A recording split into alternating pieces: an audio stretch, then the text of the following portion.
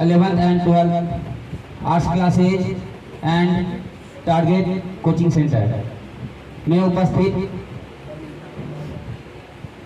Baijnath sir, साथ ही साथ आपको टारगेट कोचिंग सेंटर के सभी शिक्षक और यहाँ उपस्थित तमाम छात्र और छात्राएं, आप सभी को शिक्षक दिवस की हार्दिक हार्दिक बधाई और शुभकामनाएं। ये दिवस परंपराओं का एक ऐसा सिलसिला है जिस सिलसिला को हम हर लोग अपने पूर्वजों से प्राप्त करते चले आ रहे हैं। कहीं तो जाती है कि डॉक्टर सर्वपल्ली राधाकृष्णन, जो आपको जीवनी तो आप सब बच्चे जानते ही हैं और सुने ही हैं, जो इस दुनिया में 5 सितंबर को आए तमिलनाडु राज्य में। आप तो उसके माता पिता वीरास्वामी और सीतम्मा को भी जान रहे हैं, तमाम जीवनी आप बच्चे पढ़े हैं, इसलिए मैं उनके उन कार्यों को आपको याद दिलाता हूँ। ये एक शिक्षक से एक इसका जो दौर रहा उपराष्ट्रपति से राष्ट्रपति का, जो याद कीजिए जरा सा 1962 में जब डॉक्टर राजेंद्र प्रसाद का कार्यकाल समाप्त होता है तो ये हमारे देश के द्वितीय राष्ट्रपति बनते हैं। तब से 5 सितंबर को आपको शिक्षक दिवस हमारे भारत में मनाई जाती है।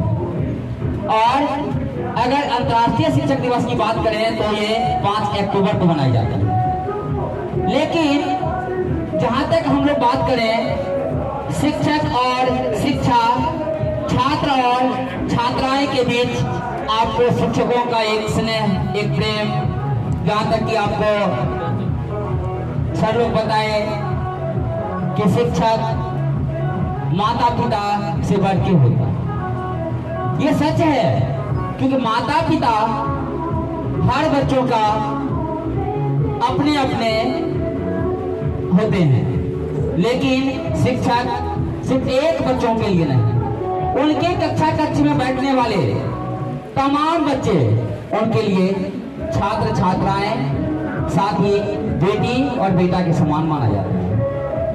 शिक्षक आज वर्तमान पद्धति में अपनी गरिमा को भूलते जा रहा है, इसलिए आप तमाम जगह देखते होंगे शिक्षक की जो ये रिश्ता होता है, शिक्षक की जो ये मर्यादा होता है, शिक्षक की जो गरिमा होता है, कहीं ना कहीं आपको धूल मिलती जा रही है। लेकिन फिर भी ये गरिमा परंपराओं से प्राचीन काल मध्यकाल की अगर बात करें तो बिना गुरु का ज्ञान किसी भी शिष्यों को नहीं हुआ है। वही शिष्य फिर गुरु हुए और वो आने वाली पीढ़ियों को शिक्षा दिए हैं। इसलिए अगर हम लोग बात करें शिक्षक, आप तालम से हर्षी का प्रयोग करते हैं, जो शिक्षक का आप सी का जो अर्थ निकालते हैं, शिखर तक ले जाने वाला, यानी शिक्षक बच्चों को शिखर की जो वो आपको ऊंचाई होगी, जो ऊंचाई, उस ऊंचाई तक शिक्षक पहुंचाने के लिए तत्पर रहते हैं, बच्चों के प्रति समर्पित रहते हैं। अगर आप अक्षा की बात करें, क्षमा भावना रखने वाले, आपने देखा होगा कि तमाम बच्चे बहुत सारी गलतियों कर बैठते हैं, लेकिन शिक्षक देखिएगा उसको क्षमा कर देते हैं, क्योंकि शिक्षक का जो अक्षर होता है उसका अर्थ होता है क्षमा की भावना रखने वाले। तमाम शिक्षक जो आपको शिक्षा देते हैं, आपकी गलतियों को, आपके हर एक त्रुटियों को क्षमा करते हैं। और आप लोग कहते होंगे सर मार बैठते तो क्षमा कैसे किए? वो आपको मारते इसलिए हैं क्योंकि आपको चाहते हैं सूरज के तरह चमकना, आपको चाहते हैं सूरज के तरह चमकाना, और सूरज के तरह चमकाने के लिए जलना भी तो सूरज की तरह ही पड़ता है ना। इसलिए शिक्षक आपको वो मार, वो डांट आपको जलाने के लिए, यानी सूरज की तरह चमकाने के लिए आपको देते हैं। और जब गौर कहते हैं तो कमजोरी को दूर करने वाला। कमजोरी में ये नहीं कि आपके शारीरिक कमजोरी को दूर करने वाला।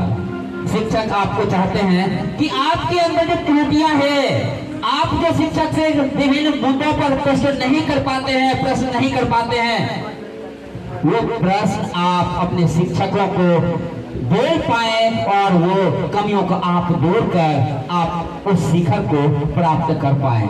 आपके अंदर विभिन्न बातें छिपी होती है, आप चाह करके भी नहीं कह पाते हैं अपने शिक्षकों को, लेकिन शिक्षक कहते हैं अपने कक्ष में, बच्चे अगर आपको कोई समस्या, आपको कोई दिक्कतें, आपको अपनी पढ़ाई में कोई समस्या, आप निश्चित खुलेआम बोलो। याद कीजिएगा, आपको 11th and 12th arts classes की जो कक्ष है और टारगेट कोचिंग सेंटर की जो कक्ष है, और मैं अपनी बात बता दूं तो आपको विभिन्न स्कूलों पर मैं जब कम यानी आपको क्लास लिया हो तो वहां भी अब मैं सारे बच्चों को कहता हूं, आप निडर बने, आप प्रश्न करने में निडर रहें, क्योंकि आप अगर निडर ना रहेंगे प्रश्न करने में, अपनी समस्याओं को पूछने में, तो आपके अंदर आज एक कमियां है, आज एक कमजोरियां है, वो कमजोरियां की एक ऐसी सीढ़ी बन जाएगी कि आप शिक्षा से ही दूर हो जाएंगे। क्योंकि शिक्षा से जैसे दूर होंगे तो आपके जीवन में अंधकार का समावेश होगा, और जीवन अंधकार में आप देखते ही हैं कि वर्तमान शिक्षा व्यवस्था, वर्तमान में शिक्षा की कमी लोगों को क्या से क्या कर दिया। अगर लोगों को शिक्षा ना हो तो लोग इस प्रकार से समाज में नीचता की ओर जा रहा है जिसका कि कोई सम्मान नहीं। आपने देखा है, एक ओम प्रकाश वाल्मीकि उत्तर प्रदेश के निवासी, जिनके माता पिता मरे हुए पशुओं को उठाया करते थे, शिक्षा ने उसे ऐसी शिखर दिया, शिक्षा ने उसे ऐसी मंजिल दिया, शिक्षा ने उसको ऐसी सम्मान दिया कि आज वो हमारे हिंदुस्तान में वो एक अच्छे लेखक के रूप में जाने जाते हैं। आप हमारे संविधान के निर्माता डॉक्टर भीमराव अम्बेडकर को जानते हैं, शिक्षा ने उनको ऐसी सम्मान दिया जो कि आपने देखा कि शिक्षा के अभाव में उन्हें कक्ष से बाहर भी बैठना पड़ता था, और शिक्षा ने ही ऐसा उसके जीवन में आपको प्रकाश लाया कि लोग उनको आज भी और उस समय में भी सम्मान देते थे। वो कोई और नहीं, वो हथियार शिक्षा था। अगर आप देखें शिक्षा की बात तो शिक्षा हर किसी को आवश्यकता है, शिक्षा के बिना लोगों का जीवन अधूरा है। इसलिए अगर बात करें तो आपको कि आज भी बच्चों को देखिएगा शिक्षा से दोस्ती नहीं करता है। इसलिए कहा जाता है सिगरेट मत बनो कि इस्तेमाल के बाद पैरों के तले रोंद दिए जाए। सिगरेट मत बनो कि इस्तेमाल के बाद पैरों के तले रोंद दिए जाए। बनना ही है तो नशा बनो, क्योंकि तुम्हें इस्तेमाल करने के बाद यानी तुम्हें इस्तेमाल करने वाला भी तबाह हो जाए। इसलिए हम लोग को शिक्षा की नशा होगा। अगर कहता ही है बच्चे के लिए कि नशा, कुछ बच्चों को देखिएगा, हम भी देखे हैं कुछ बच्चों को ऐसे इस किताबों की नशा है। उनको जब कोई अन्य कामों में भेजा जाता है तो इस टाइम का, इस समय का, इस आधार पर वो सोचता है कि मेरी समय बर्बाद हो रहा है, मेरी कमी, मेरी रिजल्ट, मेरी आपको तमन्नाएं वो पूरी नहीं हो पाएगी, इसलिए वो कमियों को भरपाई फिर करने की कोशिश करता रहता है। इसलिए कहा जाता है कि एक महान शिक्षक बनने के लिए 3 बातें का होना महत्वपूर्ण है। पहला तो ज्ञान। देखिएगा कुछ 7, 6, 8, 9, 10 बच्चे पढ़ते हैं और वो कहते हैं कि मैं बहुत जानता हूँ, और वो किसी से डिस्कस कर बैठता है। उसको डिस्कस नहीं करना चाहिए। अगर उससे सीनियर बच्चे भी मिलते हैं और जूनियर भी रहे ना, तो ज्ञान आप किसी से भी प्राप्त कर सकते हैं। इसलिए ज्ञान पहला महत्वपूर्णता है शिक्षक बनने के लिए। दूसरा है जुनून। बिना जुनून का कोई भी व्यक्ति ना तो शिक्षक बन सकता है, ना ही वो एक अच्छे छात्र बन सकता है, और ना छात्राएं बन सकती है। तो जुनून का होना बहुत जरूरी है। आप बताइए, आज शिक्षक दिवस में आप इतने बच्चे उपस्थित हुए बिना जुनून का। आपको जुनून था कि नहीं ये दिवस में मनाओ अपने शिक्षकों के बीच, उसके बाद एक आपको तीसरा करना चाहिए। ये तीन जिन व्यक्तियों में ना हो वो शिक्षक नहीं बन पाते हैं। ना ही आप शिक्षक बनने के लिए सबसे पहले तो आपको एक अच्छे छात्र बनना होगा। अगर आप इसके अलावा बात करें तो आज हमारे हिंदुस्तान में आपने देखा कि 19वीं शताब्दी में ज्योतिबा फुले जिन्होंने अपनी पत्नी सावित्री बाई फुले को, जो कि 9 वर्ष में शादी सावित्री बाई फुले का और 13 वर्ष की अवस्था में ज्योतिबा फुले, पति ज्योतिबा फुले और पत्नी सावित्री बाई फुले। उस समय में महिलाओं में शिक्षा की कमी थी और अंग्रेजों का शासन चल रहा था, लेकिन फिर भी हमारे हिंदुस्तान के वो समाज सुधारक ज्योतिबा फुले, जिन्होंने अपनी पत्नी को पढ़ाकर हिंदुस्तान की प्रथम शिक्षिका बनाई। यानी आप यहाँ पर एक बातें सीख सकते हैं, महिलाओं में शिक्षा का होना सख्त आवश्यकता है।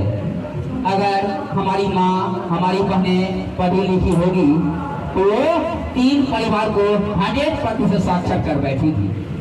पहला तो जिस घर की वो बेटी है उस घर को वो उस घर में जो छोटे बच्चे होंगे उसको अज्ञानता की ओर जाने नहीं देगी, उस घर में साक्षरता ला ही देगी, साक्षर बना ही देगी।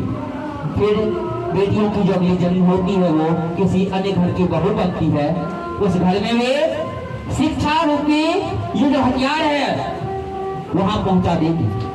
उसके बाद वो फिर माँ बनती है तो अपने बच्चों को भी साक्षर करती है। यानी हर जगह बेटियां शिक्षा का ही आपको प्रकाश जलाती है, इसलिए बेटियों का भी शिक्षा में योगदान होना चाहिए। इसलिए आप देखते हैं आज हमारे राज्य में, आज हमारे देश में जो आपको यूपीएससी हो, बीपीएससी हो, इंटर के रिजल्ट हो, मैट्रिक के रिजल्ट हो, उसमें आप देखते होंगे बेटियां ही अव्वल आती है, बेटियां ही टॉपर होती है, क्योंकि बेटियों को लगाव आज शिक्षा से हो चुका है।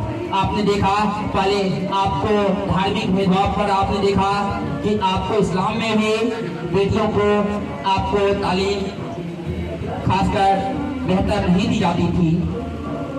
सिर्फ धार्मिक तालीम के अलावा आपको आगे तालीम नहीं के बराबर मिल पाते थे। आपने देखा कि उसमें भी सर सैयद अहमद खान समाज सुधारक के रूप में उभर कर बेटियों में आपको शिक्षा देने के लिए आपको आगे आए। इसलिए हम लोग ऐसे समाज सुधारक जिनका योगदान आज हमारे देश, हमारे समाज, हमारे राज्य और हमारे देश योगदान है, जिसका कि नतीजा आप सब आज पढ़ पा रहे हैं और आज आप बेहतर शिक्षा की कामना कर पा रहे हैं। अगर इसके अलावा अगर बात करें अब्दुल कलाम आजाद, जो हमारे देश के प्रथम शिक्षा मंत्री बने, उनका भी शिक्षा में योगदान कोई कम नहीं है। इसलिए उन्होंने आपको कहे भी दिल से दी गई शिक्षा समाज में क्रांति ला सकती है, ये आपको प्रथम शिक्षा मंत्री का कहना था। आप अभी सुने यहाँ कि तमाम शिक्षकों ने आपके बीच शिक्षा के लिए कुछ बातें की। शिक्षक आपको दिल से शिक्षा देते हैं, शिक्षक आपको दिल से शिक्षा देते हैं, क्योंकि शिक्षक चाहते हैं कि हमारे द्वारा दी गई शिक्षा से बच्चे शिखर तक पहुंच जाएं, बच्चे उस मुकाम को प्राप्त करें जहां से मुझे भी देखने के लिए सिर उठाना पड़े। इसलिए क्रांति की बात अब्दुल कलाम आजाद ने कहा। अगर आप अब्दुल कलाम आजाद की बात सुने, अब्दुल कलाम आजाद जैसे सर बोले कि आपको अब्दुल कलाम आजाद जो एक राष्ट्रपति हमारे देश के पूर्व रह चुके, जो मिसाइल मैन के नाम से भी जाने गए, वो आपको हमारे बीच अब हमारे देश में और हमारे संसार में नहीं रहे, लेकिन उनकी वाणी आज भी हमारे बीच रहे हैं। क्योंकि कहा जाता है सुबह की नींद इंसान के इरादों को कमजोर बनाती है। आप सब भी देखते होंगे सुबह में जब 5:30 बजे 5:30 में क्लास आने की बात होती होगी तो नींद आती है, सिर्फ आपको नहीं हमें भी आती है। इसलिए यहाँ अब्दुल कलाम आजाद मिसाइल मैन जो रह चुके, हमारे देश के पूर्व राष्ट्रपति रह चुके, उन्होंने कहा, सुबह की नींद इंसान के इरादों को कमजोर बनाती है, मंजिल को हासिल करने वाले कभी देर तक नहीं सोते।